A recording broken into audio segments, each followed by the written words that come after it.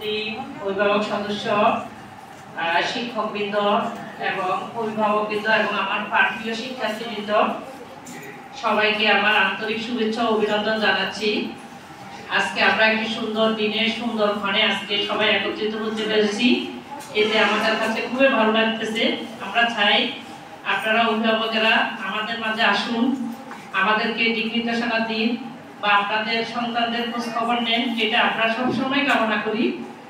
তো আমি অষ্টম শ্রেণীর ক শাখার ক্লাস টিচার। তো সেই ক্ষেত্রে অভিভাবকদেরকে যেহেতু বেসিক আছে, আমাদের অনেক কথাই থাকে বলা। আমরা জানি বর্তমান সময়টা অনেকটাই কঠিন বলা যায়, কঠিনও বলবো না, এটার সাথে আমরা অ্যাডজাস্ট হয়ে গেছি। আমরা যদি আগের সময়ের সাথে তুলনা করি আপনারা সেটা লাভ হবে না। আমরা এখন প্রযুক্তির মধ্যে আবদ্ধ হয়ে গেছি, প্রযুক্তিকে আমরা বাধা দিতে পারবো না, ছাড়তে পারবো না, এটার মধ্যে আমাদেরকে চলতে হবে। সেই ক্ষেত্রে কিন্তু অভিভাবকদের দায়িত্ব অনেক বেড়ে গেছে। আগে কিন্তু অভিভাবকের এত দায়িত্ব ছিল না। আমরা যখন বড় হয়েছি বা আমরা যখন লেখাপড়া করছি, আমাদের দিকে মধ্যে এত টেনশন করতে হয়নি, কারণ আমরা আমাদের কারণে পড়ালেখা করেছি বা এত ধরনের কি ডিভাইস ছিল না, প্রযুক্তি ছিল না, আমরা খেলাধুলা করছি, পড়ালেখা করছি, এর মধ্যে আমরা ছিলাম। কিন্তু এখন সময়টা আসলে সম্পূর্ণ ভিন্ন। সেক্ষেত্রে একটা ছাত্রছাত্রীর পিছনে গার্ডিয়ানকে অবশ্যই সময় দিতে হবে। আপনার মেজরিটি পার্সেন্ট সময় তার পিছনে বের করতে হবে, কিছু করার নেই, কারণ সময় আপনাকে কি সেটা বাধ্য করছে। আর বিশেষ করে মাদের ভূমিকা বেশি, যেহেতু বাপেরা আপনাদের রিজিকের তাড়নায় বাইরে থাকতে হয়, বাইরে সময় দিতে হয়। আপনারা যারা মারা আছেন তারাই বেশিরভাগ সময় আপনার বাচ্চাদের সাথে থাকেন, অতএব আপনাকে বেশি সময় দিতে হবে। তো আপনি সবসময় খেয়াল রাখবেন, প্রত্যেকটা টিচার যখন ক্লাসে যায়, প্রত্যেকটা টিচার কিন্তু ক্লাসে গিয়ে পড়ানোর জন্য, একেবারে যে টিচার একেবারে পড়ায় না মনে করেন সেও কিন্তু কিছু পড়ায়। সে কি করবে এতক্ষণ সময়? একটা ঘন্টায় আছে 50 মিনিট, সে 50 মিনিট সময় কি গান গাই কি সময় নষ্ট করা যাবে? বলেন 50 মিনিট প্রতিদিন কি সম্ভব নাকি? গল্প করে সম্ভব? তার কাছে এত গল্প কি পাবে? তাহলে তাকে তো ক্লাসেটা কি কন্ট্রোল করতে হবে। সেই কন্ট্রোল করতে হলে তাকে কিছু পড়াইতে হবে, পড়ানো ছাড়া কোনো উপায় নেই।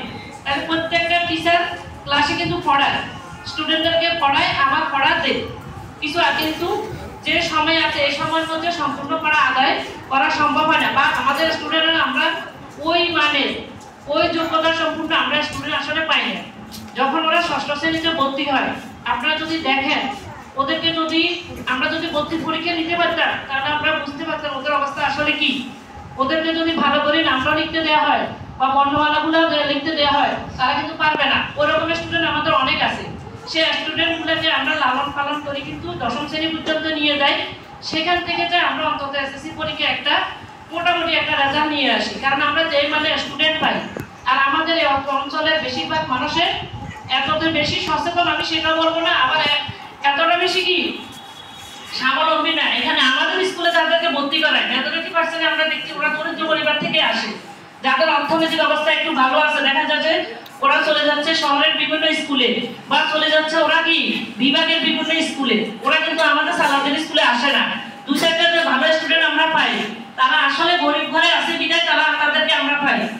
কিন্তু টাকা পয়সার জন্য আসলে কখনো পড়ালেখা বন্ধ হয় না। বন্ধ হয় কখনো? যখন সে আসলে পড়ে না। যখন একটা স্টুডেন্ট সে গরিব, সে কিন্তু পড়ালেখা সিরিয়াস, তখন কিন্তু আমরা তাদেরকে বিভিন্নভাবে সহযোগিতা করার চেষ্টা করি। তো সেই ক্ষেত্রে যেহেতু আমরা একটা দুর্বল, আমাদের এলাকা দুর্বল, আমার ছাত্রছাত্রী দুর্বল, সেদিক থেকে বিবেচনা করি আমরা কিন্তু এতটা ভালো স্টুডেন্ট পাই না। তো যে মানে আমরা স্টুডেন্ট পাই, সেই মানে স্টুডেন্টকে আমরা অনেক যত্ন করি, আমরা অনেক পরিশ্রম করি না তা না, আমরা করি। আমরা সারাক্ষণে আপনাদের বাচ্চাদের সাথে যতক্ষণ আমরা স্কুলে আসি লেগে থাকি, আমরা চেষ্টা করি তাদেরকে কিছু দিতে, তাদের কাছ থেকে কিছু আদায় করতে। কিন্তু আপনাদের যে স্টুডেন্টের যে দুর্বলতা, যার কারণে ওরা কিন্তু ক্লাসে সবকিছু সম্পূর্ণ করতে পারে না, সেই ক্ষেত্রে আপনাদের উপরে বক্তায়, কারণ বাকি সময়টা আপনাদের কাছে থাকে। আপনাকে তাকে টাইমলি কি তাকে পড়ার টেবিলে বসাইতে হবে, তাকে খাওয়াটা রেডি করে দিতে হবে, কিছু করার নেই। কারণ যদি মনে করেন অনেক বড় হয়ে গেছে, তাকে আমার করার কি দরকার না, করতে হবে, শিখাইতে হবে, কিছু কিছু কাজ তার দায়িত্বে দিয়ে দিবেন। আর বাকিটা আপনাকে অবশ্যই ফলো আপে রাখতে হবে সে কাজটা করতেছে কিনা। যদি আমি পড়ালেখা আপনি নাই পারেন, তারপরে দেখবেন ক্লাস রুটিন যেটা আছে সেটা আপনি নিয়ে নেবেন, বলে আজকে তোমার কি কি ক্লাস হয়েছে, এই সাবজেক্ট হয়েছে, কোন কোন টিচার এই টিচার কি পড়াইছে, অবশ্যই তোমাকে কিছু পড়া দিচ্ছে, তো সেই পড়াটা তুমি শিখো। এই কাজটা আপনি তদারকি করবেন। দেখবেন প্রতিদিন যদি আপনি অত বাড়িতে বাড়ির কাজগুলা প্রত্যেকটা টিচার কি সেটা করেন, তাহলে কিন্তু আমরা তো আমাদের সামনে সবসময় একটা ফোকাস থাকে, সেটা হলো সিলেবাস দেওয়া থাকে বছরের প্রথম থেকে। আমাদের টার্গেট থাকে আমাদের বাচ্চাদেরকে কি আমরা যাতে সিলেবাসটা শেষ করে দিতে পারি। এখন দেখা যাচ্ছে একটা বাচ্চা আজকে আসছে, সে 2 দিন আসেনি, আর আরেকদিন আসছে আর 2 দিন আসেনি, কিন্তু আমি চাইলে তো আমার ক্লাসটা ওই যে আগের দিন যে ক্লাসটা হয়ে গেছে সেই ক্লাসে ফিরে যাওয়ার আমার কোনো সুযোগ নেই, কারণ আমাকে নির্দিষ্ট সময়ের মধ্যে কি সিলেবাসটা শেষ করতে হবে। তাহলে 2 দিন পরে ওই বাচ্চাটা আসার পর দেখবে যে ও আর পড়াটা বুঝতেছে না। তাহলে আপনাদের মেইন কাজ হলো তাকে রেগুলার স্কুলে পাঠাবেন, রেগুলার স্কুলে পাঠাবেন। টিচারদের কথা শুনতে শুনতে হলো সে কিছু শিখবে, সে কিছু জানবে। আর বাসায় সারাক্ষণে খেয়াল রাখবেন বাচ্চাটা আসলে পড়তেছে কিনা, পড়াগুলো দেখবেন।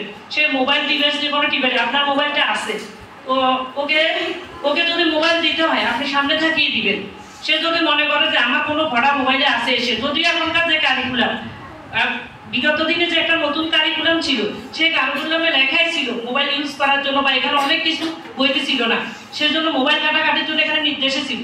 কিন্তু আমাদের আবার পুরান কারিকুলামটা এখন আসছে, এখানে খুব একটা মোবাইলের প্রয়োজন নেই।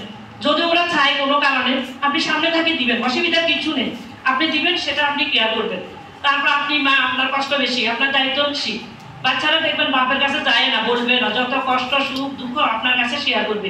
আপনি সব সময় ওদের কাছে থাকবেন, ওদের বন্ধু হওয়ার চেষ্টা করবেন, যাতে আপনার কাছে নির্ভয়ে নির্বিঘ্নে সে তার কি সমস্যাটা বলতে পারে।